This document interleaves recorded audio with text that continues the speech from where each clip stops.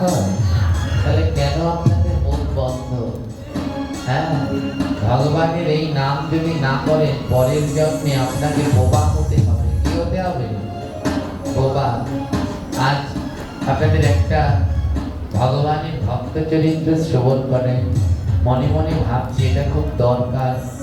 আমাদের সামনের দিকে যে মায়েরা বসেন, এনারা প্রতি আসলে পরে এই মাঝে মাঝে পাটে উলুধ্বনি করেন, কিন্তু অনেকে আছে উলুধ্বনি করেন না। অনেক বোনেরা ইয়ং যুবক, কিন্তু তাও উলুধ্বনি দিচ্ছেন না।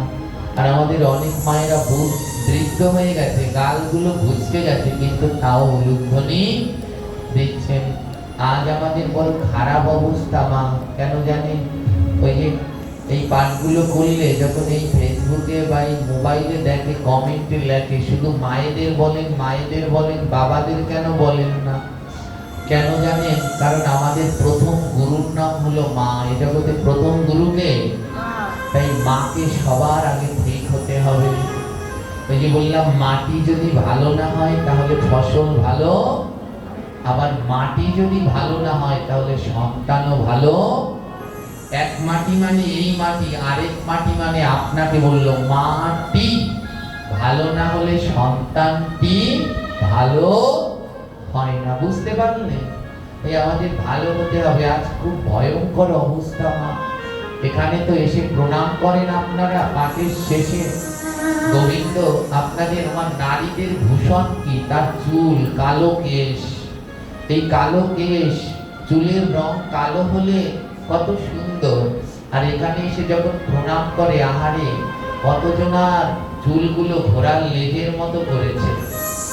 এই জগতে কালো চুল হলে আরো ভালো হয়, আর এরা সেই কালো চুলের রং লাগিয়ে ঘোড়ার লেজের মতো বানিয়েছে, রিনা খানের মতো দেখতে হয়েছে। আছে না রিনা? আজ আর ওরা আসবে না আমায় প্রণাম করতে, ডরেও। আবার কতেকে আসেন শূর্পণখার মতো নখ, এই বড় বড় এক একটা শূর্পণখার মতো নখ। এগুলো মহা পাপ, এগুলো করবেন না। হ্যাঁ, মা, নারী জাতিদের মা, তাদের দেখলে যেন মা হয়ে মাথা নত করতে ইচ্ছে করে। আপনাদের কিছু আচার আচরণ বড় কষ্ট দেয়। ওমা, যে সয় সে রয়, যে নাশ হয় সে নাশ হয়। বুঝতে পারলেন? যে সয় সে রয়, যে নাশ হয় সে নাশ হয়, মানে ধ্বংস হয়। ওই যে পাঠে বারবার বলি, আমাদের তিনটা জিনিসের মধ্যে সব থেকে কোনটা কম? ধৈর্য। পাঠের শেষে করে এই মালাগুলো নিয়ে আপনারা যুদ্ধ করেন। হ্যাঁ, এগুলো কেন করেন? এই মালাটা আগে কি আমার গলে দেয়া হলো না ভাগবতের গলায় দেয়া হলো? জোরে বলুন। এবার ভাগবতের সেই মালার ফুল বা মালা যদি কারো পায়ে লাগে, পাপ হবে না? হবে না? এই ছোট ছোট বাচ্চাদেরকে লিলিয়ে দেন, এগুলো করবেন না, এদেরকে এই শিক্ষা দেবেন না। এরা পাঠ শেষে সেই মালাগুলোকে টানাটানি করে, আর সাথে বড়রাও যুক্ত হয়। আর এই ভাগবতের প্রসাদী মালা কালকে সারা মন্দিরে পড়েছিল, সবাই মিলে ইচ্ছে মতো পাড়িয়েছে। এগুলো কেন করছেন? ভয় নেই, পাপের ভয় নেই। এটা গোবিন্দের চরণে প্রসাদী ফুল, এটা যদি পায়ে লাগে আপনার কত কোটি নরক বৎসর থাকতে হবে জানেন? আপনার সন্তানরা এই মালাগুলোকে এমন ছিঁড়ে ছিঁড়ে ফেলছে যে মহা মহা অপরাধ। পাঠের শেষে এসে ফুল তুলসী নিয়ে কাড়াকাড়ি করছেন, এগুলো আমি নিয়ে যাব? বলেন নিয়ে যাব। এই জগতে কোনো পাঠকই বলেন কাউকে স্পর্শও করতে দেবে না, ছুতেও দেবে না। যারাই আসবে দেখবেন মিলিয়ে ধরতেও দেবে না, ছুতেও দেবে না, ধারে কাছারেও যেতে দেবে না। কিন্তু আমি নিষেধ করি না। আপনারা যা করেন, আমায় প্রণাম করেন, যা করেন, আমি শেষ পর্যন্ত বসে থাকি, ধৈর্য ধরে বসে থাকি। হ্যাঁ, কালকে এক মাতাজি আসছেন, তিনি ধৈর্য ধরে বসে থাকি যে দেখি না এদের মনের ভক্তির যেন কোনো অধঃপতন না হয়, সবাই যেন ভক্তি পথে থাকে। কিন্তু আপনাদের ধৈর্য বড় কম। তোমার কারো কাছ থেকে আশীর্বাদ কোনো সময় নিজে নিতে নেই, হাত পাততে হয়। উনি যদি খুশি হয়ে দেয় তাহলে সেটা হলো আশীর্বাদ। আপনি যদি মালাটা নিজেই টেনে নিয়ে যান, ওতে কোনো লাভ নেই। যদি আপনাকে ওই সাধু খুশি হয়ে মালাটা দেয়, তাহলে সেটা হলো এই থালা থেকে ফুল তুলসী নিজে নিয়ে গেল, ওতে কোনো লাভ নেই। যদি খুশি হয়ে আপনাকে একটা ফুল তুলসী দেয়, ওটা হলো আপনার আশীর্বাদ। তাই ধৈর্য ধরতে হবে, ধৈর্য ধরে অপেক্ষা করতে হবে। বলে আজ যদি আমি না পাই, কাল পাবো, কাল না পাই 100 বছর পরে পাবো। হ্যাঁ, এই যে বৃন্দা দেবী, ইনি কলিযুগে জন্মগ্রহণ করেছেন। এনার নাম হলো মুকুন্দ কবিরাজ। কি নাম? ওই যে পাঠের আগে গাওয়া হলো, শুনেছেন? খণ্ডবাসী নরহরি মুরারি, এনারা দুই ভাই, নরহরি আর মুকুন্দ।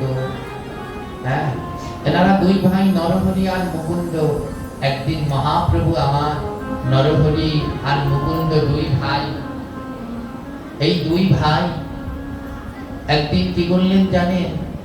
মহাপ্রভু এসেছে তাদের গ্রামে, আর মহাপ্রভু উদ্দণ্ড একটি মাটির মধ্যে নৃত্য কীর্তন করছে, সঙ্গে নিত্যানন্দ গদাধর সমস্ত পার্শ্বদ নিয়ে মহাপ্রভু নৃত্য করছে। বামেতে গদাধর, দক্ষিণে নিতাই।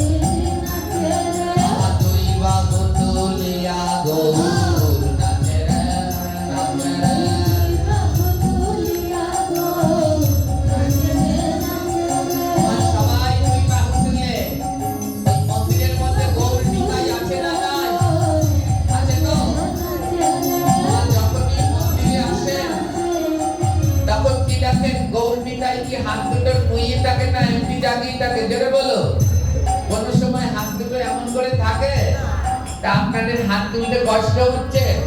আমার গৌরমিতাই 24 ঘন্টা হাত দুটো জাগিয়ে থাকে, তাহলে তোমরা কেন নইয়ে রেখেছো? সবাই দুই বাহু তুলে আগো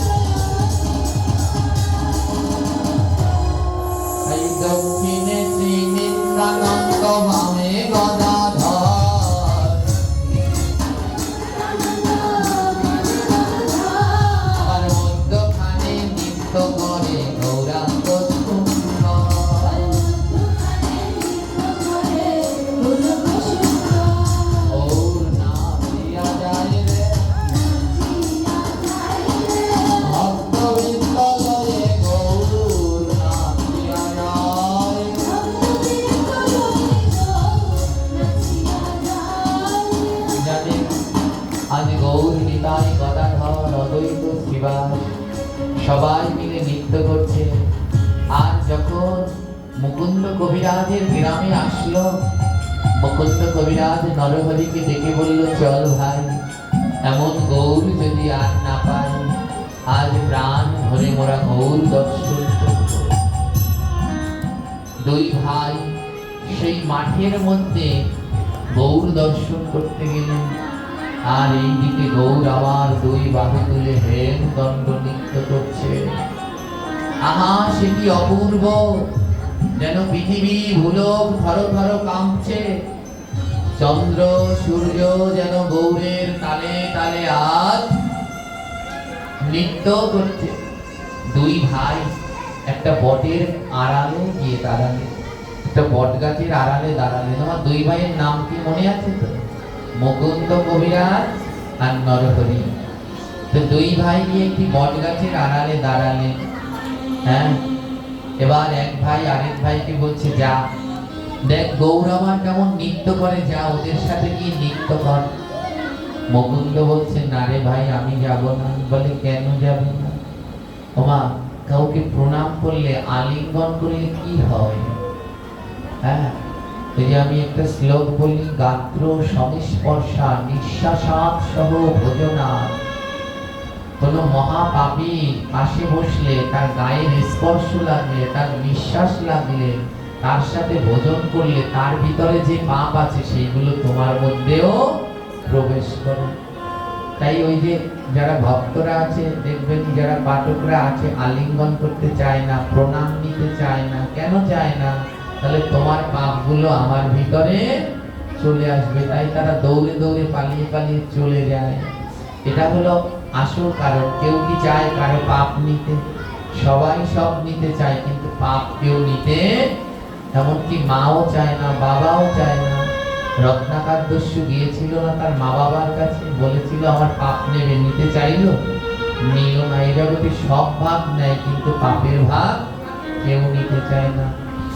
নরহরি বলছে, দাদা তুই যা, গৌরের সাথে গিয়ে নৃত্য কর। মুকুন্দ কবিরাজ বললে, পারবো না। বলে, কেন? বলে, যদি নৃত্য করতে গিয়ে আমার ছোঁয়া লেগে যায় প্রভুর গায়ে, ছোঁয়া লেগে যায়, তাহলে তো আমার পাপ হয়ে যাবে, পাপ হয়ে যাবে। এর জন্য আপনাদের বলি, কেউ যেন মনে কষ্ট পাবেন না, বারবার বলি, অন্তত গলায় তুলসীর মালাটা পরুন, দেহটা অন্তত শুদ্ধ থাক। এসে বলেন, বাবা একটু ত্রিশূলটা মাথায় নিন, বাবা একটু জটাটা নিয়ে মাথায় লাগান। কি করে লাগাবো? কি করলেন জীবনে? অন্তত গোবিন্দের জন্য গলায় তুলসীর মালাটা, দাদা সঙ্গে তিলকটুকু তো করুন, এইটুকু কার্য তো করুন, না হলে তো গোবিন্দের কাছে মরে গিয়েও মুখ দেখাতে পারবেন না। দেখুন কেমন ভক্তি। নরহরি বলছে, যা না দাদা। মুকুন্দ কবিরাজ বলে, না রে, যদি আমার ছোঁয়া লেগে যায়। বলে, তাতে কি হয়? বলে, আমি তো মহাপাপী, আমার মতো পাপীর যদি গৌরের গায়ে ছোঁয়া লাগে, আমার গৌরের ভজন নষ্ট হয়ে যাবে, আমার গৌরের ভজন নষ্ট হয়ে যাবে। চিন্তা করেছেন কত বড় শুদ্ধ ভক্ত বলে এমন বলে? তাই দূর থেকেই দেখবো, দূর থেকেই প্রণাম করব, গৌরের কাছে যাব। এবার মুকুন্দ কবিরাজ নরহরিকে বললেন, তুই যা ভাই। বলে, না দাদা, তুই এত কর্ম করিস, তারপর তুই বলিস মহাপাপী, আর আমি তো কিছু করতেই পারি না, আমি জানি কত জন্মের মহা অপরাধী।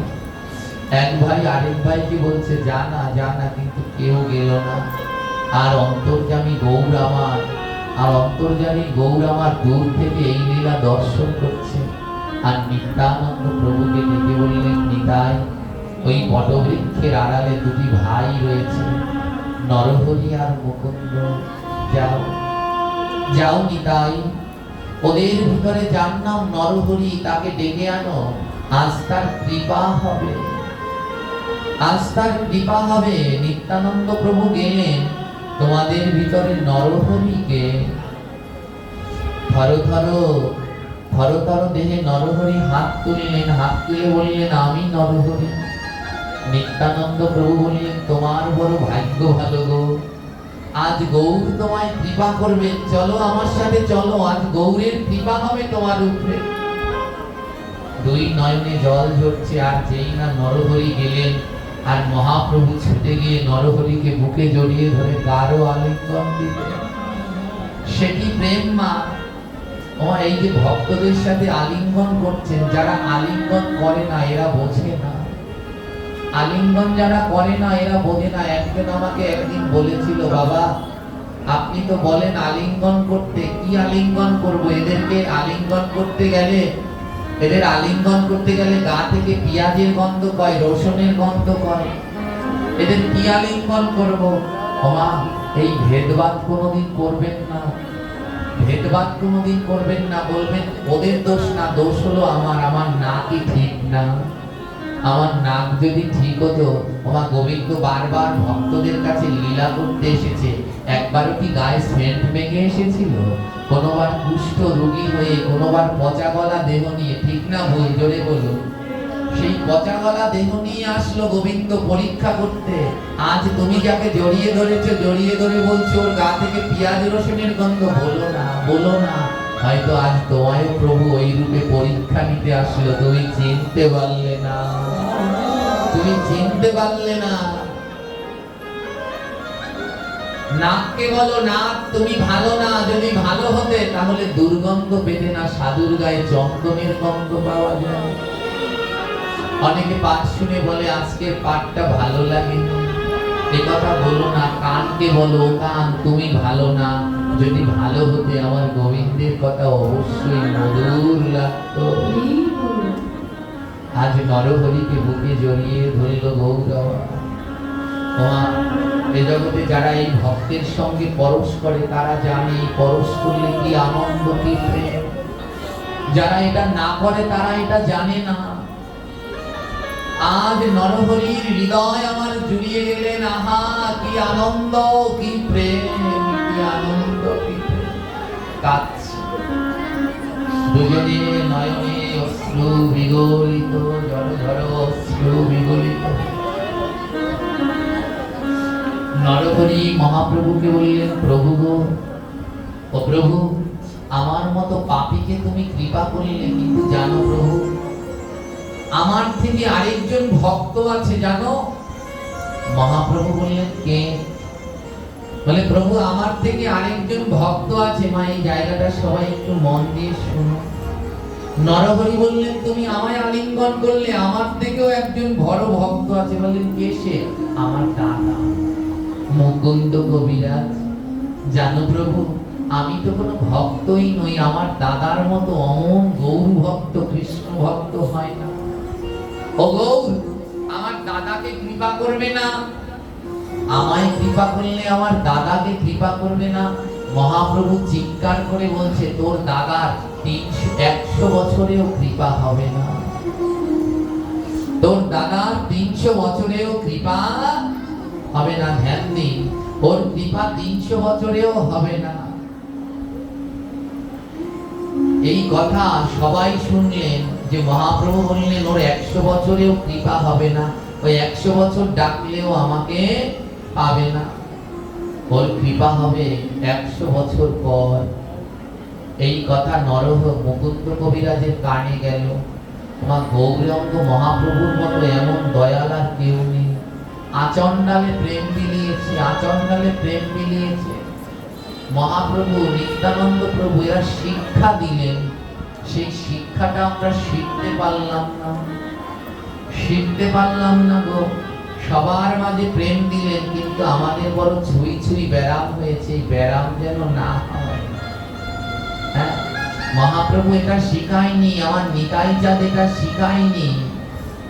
মা জগাই মাদাই থেকে যেদিন উদ্ধার করতে গেল মহাপ্রভু নিত্যানন্দ কোল দেয়নি, জোরে বলুন কোল দেয়নি। সেদিন জগাই মাদাই কি খেয়েছিল? মদ খেয়েছিল। তো সেদিন কি মহাপ্রভু মদ খেয়েছে বলে ওদের ঠেলে দিয়েছিল? জোরে বলুন ঠেলে দিয়েছিল?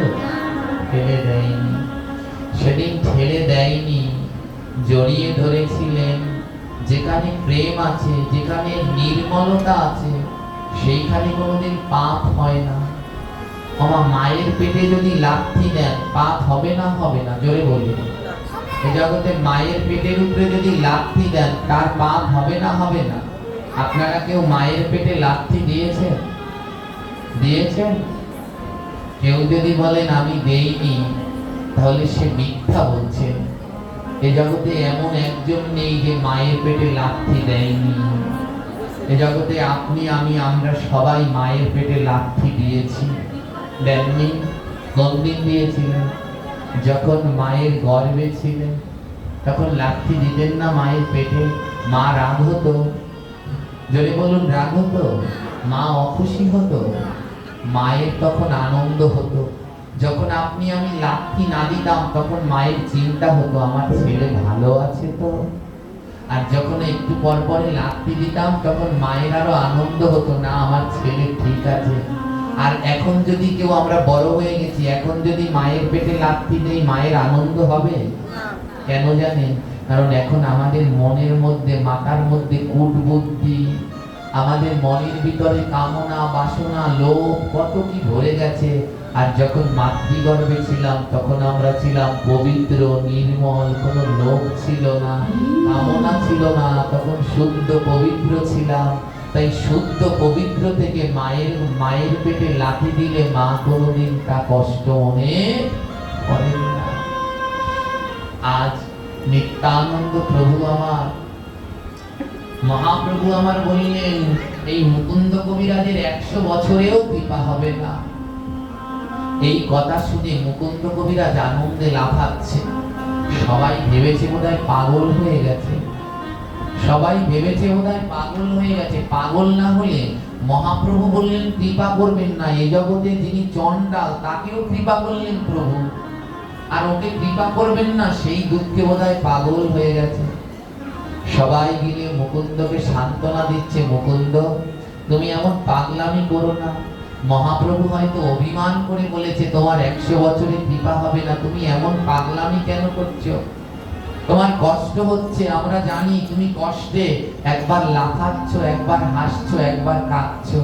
মুকুন্দ কবিরাজ বললেন না গো নিতাই দাদা, আমার একটুও কষ্ট হচ্ছে না। বলে তুমি তাহলে এমন করে লাফাচ্ছ কেন, এমন করে আনন্দ করছো কেন? মহাপ্রভু বললেন তোমার কৃপা হবে না 100 বছরে, তাহলে তোমার এত আনন্দ কেন? মুকুন্দ কবিরাজ কি বললেন জানেন? মুকুন্দ কবিরাজ বললেন নিতাই দাদা, আমি ভেবেছিলাম কোনো জন্মেই আমার কৃপা হবে না, আমি ভেবেছিলাম কোনো জন্মেই আমি নিতাই গৌর পাবো না। কিন্তু আমার মহাপ্রভুর এত দয়া, আমার মহাপ্রভু বললেন 100 বছরে কৃপা হবে না, তার মানে 100 বছর পরে আমার কৃপা হবে। তার মানে আমার মহাপ্রভুর কৃপা হবে।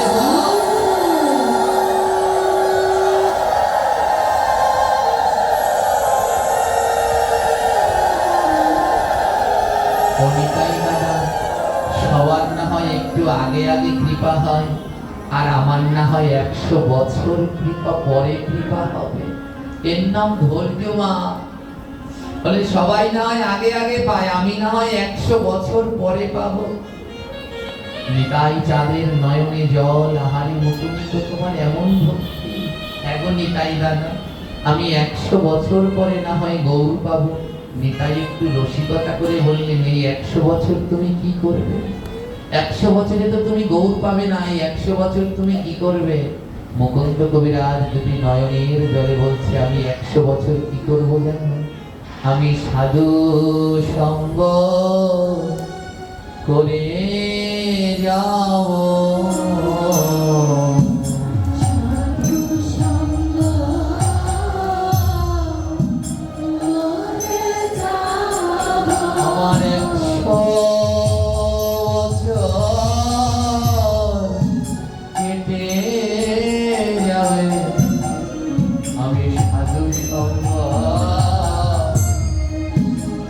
করে যাও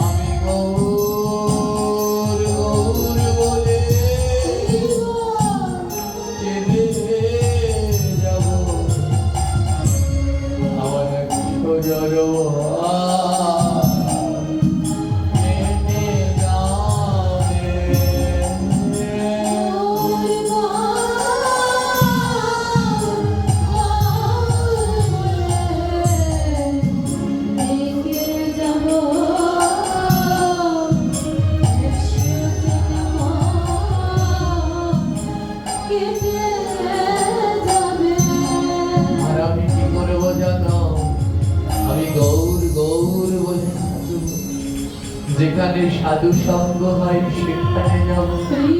আর কি করবো জানো, আমি ভক্তের অঙ্গ পরশ করব।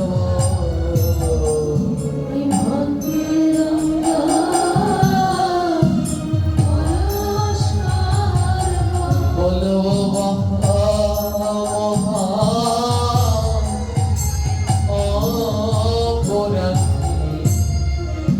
আমি ভক্তের অঙ্গ পরশ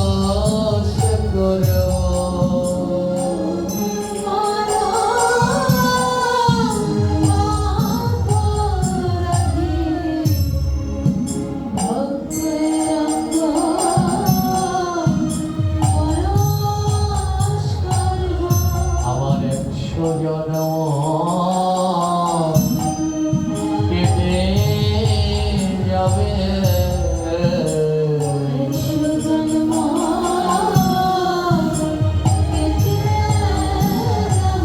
ওই গৌর গৌর বলে কাঁদতে কাঁদতে আমার 100 জন্ম কেটে যাবে।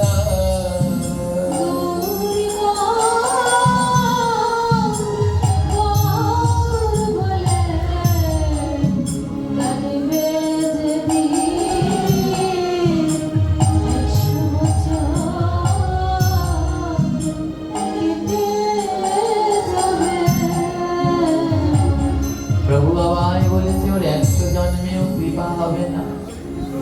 আমি আমার 100 জন্ম গৌর গৌর বলে কাঁদব, আর ভক্তের সঙ্গ করব। 100 জন্ম পরে আমি তবে গৌর পাব।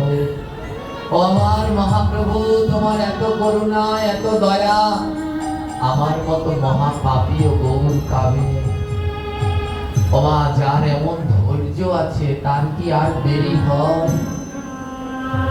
মহাপ্রভু ছুটে আসলেন, দুটি হাত বাড়িয়ে দিলেন, আয় আয় মুকুন্দ, আমার বুকে আয়।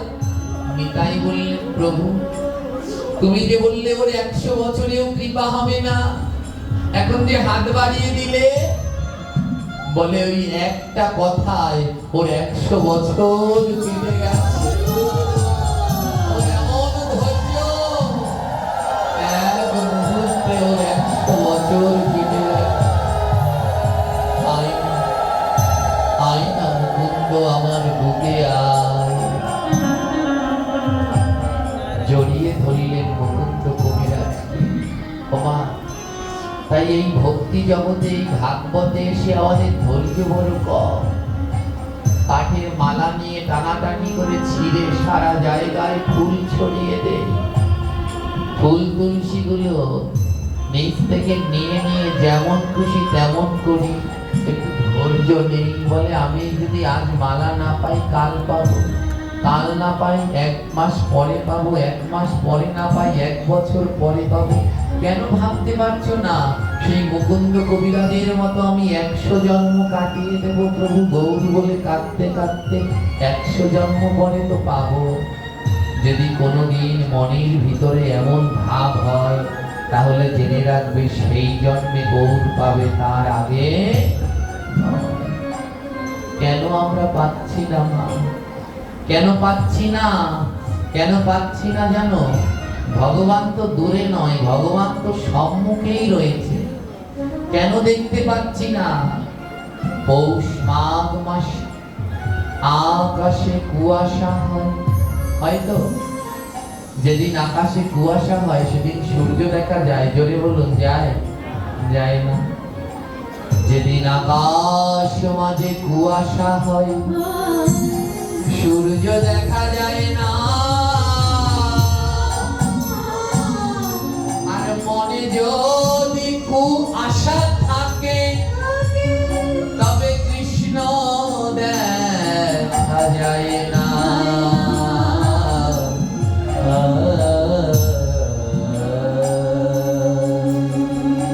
কুয়াশা 2 প্রকারের হয়, পৌষ মাঘ মাসে আকাশে যেটা পড়ে ওটাকে বলে কুয়াশা। ওই কুয়াশা হলে আকাশের সূর্য দেখা যায় না। আর আমাদের মনের ভিতরেও একটা জিনিস আছে, ওর নাম হলো কুয়াশা। আর মনের ভিতরে যদি কুয়াশা থাকে তাহলে সারা জীবনেও কৃষ্ণ দেখা যায় না। তাই হে কৃষ্ণ ভক্তগণ, যদি গৌর দর্শন করতে চাও তবে মনের কুয়াশা ত্যাগ করো।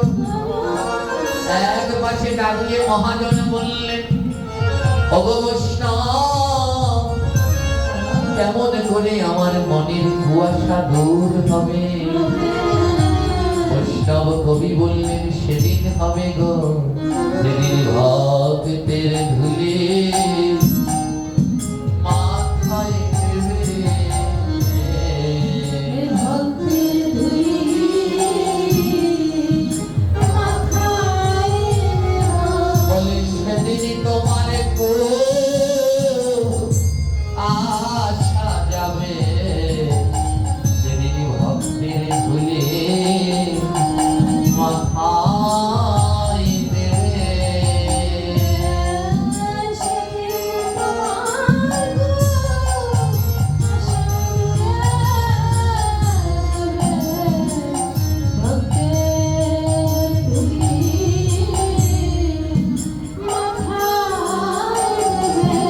দাও দাও ভক্ত চরণ ধুলা,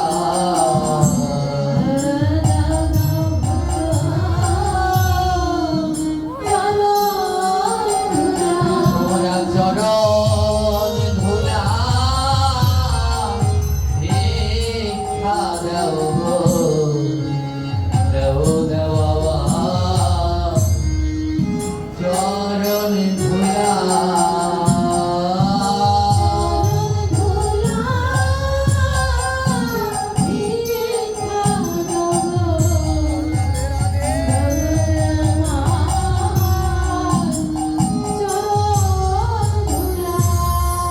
ভক্তের ধুলা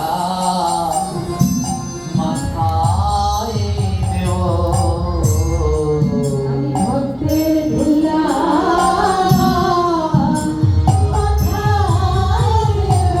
আমার মনের আশা যাবে, আমি ভক্তের ধুলা মাথায় দেব।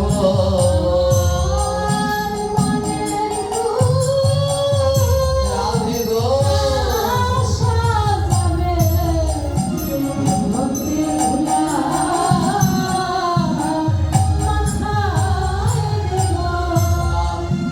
তাই আপনারা বড় ভাগ্যবান, যারা ওইখানে বসেছেন তারা চরণ ধুলা পেয়েছেন। কিন্তু আমি এইখানে বসেছি, আমি এই চরণ ধুলা পেলাম না। তাই তো আমার মনের এই কুয়াশাও দূর হলো না। তাই ওগো কৃষ্ণ ভক্তগণ, একটু চরণ ধুলা তোমরা উড়াইয়া দিও।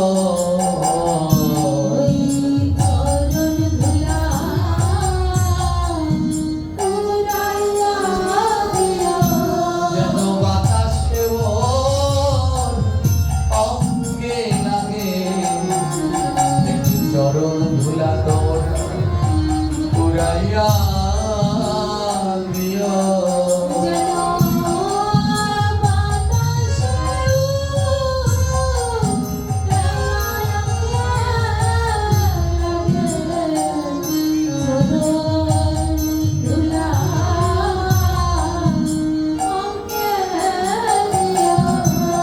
তোমরা একটু ধুলা বাতাসকে উড়িয়ে দিও গো। আমি তো আর যে নিতে পারলাম না, উড়িয়ে দিও যেন বাতাসে এসে আমার অঙ্গে লাগে। আর যদি তোমাদের চরণ ধুলায় আমার অঙ্গে লাগে, আমি কি করবো জানো? আমি গৌর গৌর গৌর বলিব, তাই বলে পাগল হব। গৌর গৌর গৌর বলিব,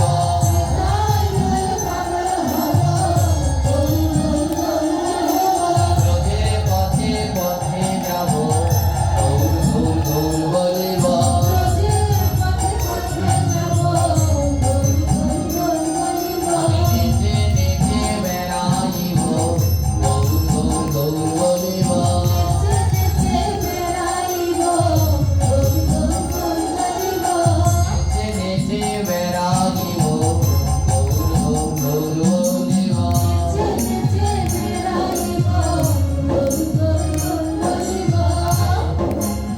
ওই চরণ দুলো যদি লাগে নেচে নেচে আমি বেড়াবো।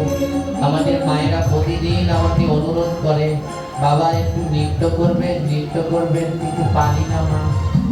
একদিন নৃত্য করলে পরের দিন আর উঠতে পারি না, কিন্তু আজ শত কষ্ট হলেও আপনাদের সবার সাথে আজ নৃত্য করব, যেন আপনাদের আমার জন্য আশীর্বাদ করবেন, প্রার্থনা করবেন। মরতে তো একদিন হবেই হবে, ওই বিছানায় পড়ে যেন আমি না মরি, আমার মৃত্যুটা যেন আপনাদের চরণের পাশে হয়। ওইখানে বসে গৌর গৌর বলে নৃত্য করতে করতে যেন ওই জায়গায় দেহ রাখতে পারি, এই আশীর্বাদটুকু আপনারা করবেন। হরি বল।